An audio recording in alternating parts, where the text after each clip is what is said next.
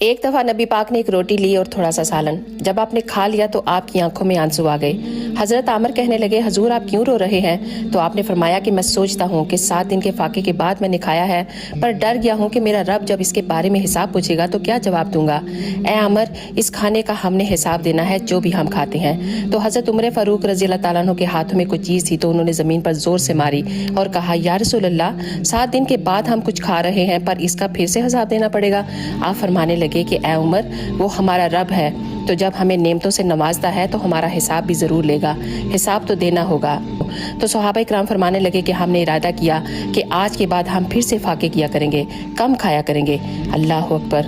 اگر آج کل لوگوں کو کچھ ایک وقت کا کھانا نہ ملے تو کہتے ہیں کہ اللہ نے تو ہمیں آزمائشوں میں ڈالا ہوا ہے. ہر حال میں اللہ کا شکر ادا کیا کرو. اگر کبھی مایوس ہو جاؤ تو اپنے نبی کی زندگی کو ضرور یاد کیا کرو جو پوری کائنات کے بہترین انسان ہیں. سبحان اللہ.